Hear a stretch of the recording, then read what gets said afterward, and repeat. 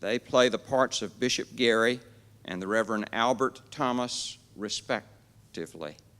Let's welcome them now as they help us reclaim part of our history.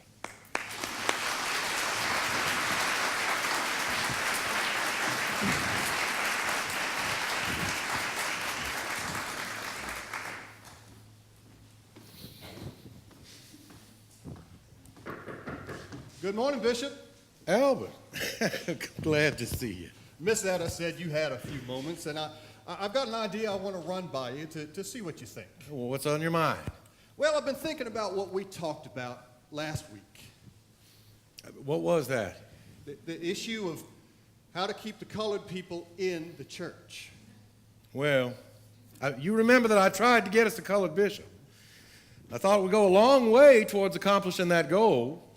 Yes, I remember it very well. It's unfortunate that the diocese wouldn't go with it. Well, I'm glad that you remember.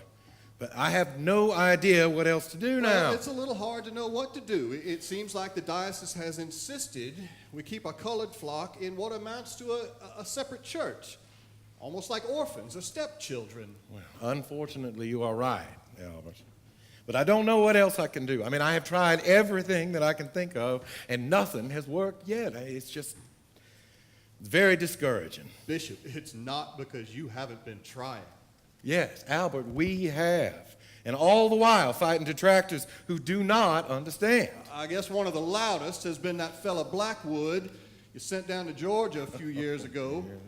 He's the one who wrote that report, The Negro Movement in the Episcopal Diocese of South Carolina, a psychological study. Just awful. Yes, I know. He's one who unfortunately puts God in a pretty small box. To suit his own purpose, he is trying to tell God what to do. And he has no idea that it has to be the other way around. How right you are, Bishop. And oh my, the noise he's making. That paper he wrote might have been the last blow to your whole idea, the death knell. Maybe. But my experience in these matters is, as a wise man, I believe it was a bishop in Chester in England who said that most of the noises are coming in from the shallow end of the pool. And that is certainly where that jackleg is, and I'll tell you, it is noisy down there. You're right again, Bishop. And as you say, God will let us know what he thinks we need to know when we need to know it. And he will let us know what he wants us to do about it. Exactly, and I think that is happening right now. I mean, God is telling us right now. I mean, it's called God's truth, God's emergent truth. And I just can't figure out how to make all of this work. But it's not going to be easy, Bishop. I know one thing. We need to strive for unity, not uniformity. Uniformity is dead. It's barren. Unity is organic, and it's living. Mm-hmm. This church must be broad enough to embrace every living human soul, period. Agreed. So, how do we do that? You tell me.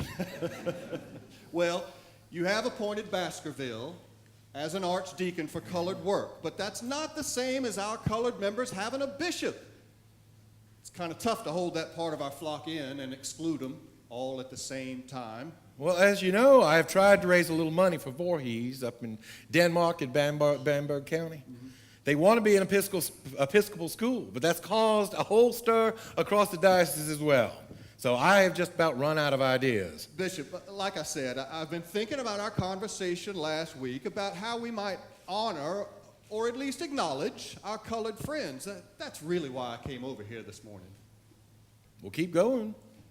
Well, I know it sounds pretty simple. I'm all ears. But it just might be a start. I think about this. The church, as part of a new calendar they're calling Lesser Feasts and Fasts, has set aside June 18th, just about 3 weeks from now, as a day to honor an African martyr. Really? Well, that's fascinating. Now, how did you stumble onto this? I was talking with Baskerville the other day, and he mentioned it. Saw something they sent him from New York, I think. Well, we just won't tell anybody where we heard about it. That'll kill it for sure. Yes, sir. Yes, sir. Now, here's what I think. If you agree, we can have a quiet ceremony, maybe up at County Hall on King Street, honoring Bernard Maziki, that's the martyr's name, on his day, June 18th, and invite church people from all over the parishes, white and colored. Tell me a little bit about Maziki. I've heard the name, but that is a strange sounding name for an African. Bernard? Well, let's see. He was a martyr, killed June 18th, about 30 or so years ago in Rhodesia, where he was working with the Cowley Fathers. And you're correct, the name is peculiar. It says he was born here, he was born Mamigiri Mitseka Gwambe. Cowley. They're that group of English monastics, SSJE, I think. Yeah. Well, maybe they gave him a name that they could pronounce. You think? Yes, likely. Now, the Cowley Fathers, they're also in Canada. Anyway, there was a rebellion at their mission in Rhodesia. His bishop told him to hold fast, and he did. And they killed him. His body was laid out right there on the ground, and then it mysteriously disappeared into a cloud. And now he's seen as an African hero and martyr. Fascinating. An African martyr working with a group of white monks. Covers all the bases. Albert, this is a very good idea. Thank you, sir. Let me look at my calendar here. Yes. Yep, I can do it on the 18th. But Albert, can you get a program together in that short amount of time? Yes, Bishop, I can. We'll invite all the local congregations. This one, mine, St. Paul's, St. John's, and St. Luke's, Holy Communion, Calvary, St. Mark's, Grace, and the others in the diocese. I think that about covers every one of them. Very good, very good. Maybe we can call it something like a call for Christian unity, honoring those who gave their lives. Suits me. I'll get to work. But listen, should we think about throwing in a non-African martyr just for balance? Might save one of us from martyrdom. Yes, that's funny, Albert. It's a tempting idea. Well, now, June 22nd, it's the day of St. Alban, the first British martyr. Could we... There's really no point in doing this if we end up diluting our purpose. We're trying to make a point here, don't you think? I guess. But the more I think about it, I wonder, will it cause too much trouble? Is it worth it? Albert, you suggested it, not me. And it's we. And we are going to do it. Of course, Bishop.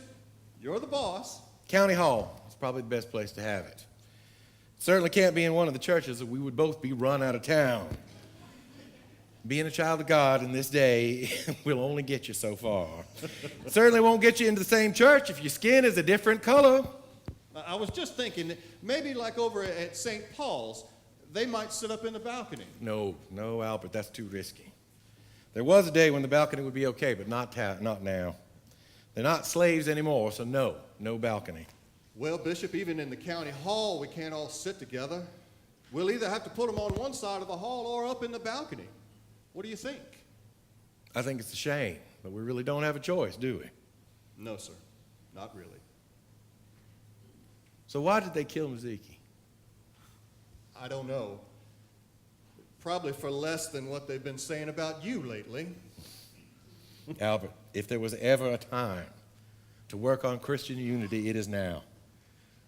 So I really thank you for sticking your neck out on this one. We can't let up. I'll take the heat if anybody says anything. You just say that it's my idea. And don't forget, the noise is going to be coming in from the shallow end of the pool. We'll keep ourselves where the deep end, where the truth is. It's where we belong and where we'll work it out. Are you with me on this, Albert? Bishop, you have my full support. Thank you, Albert. Now let's get to work.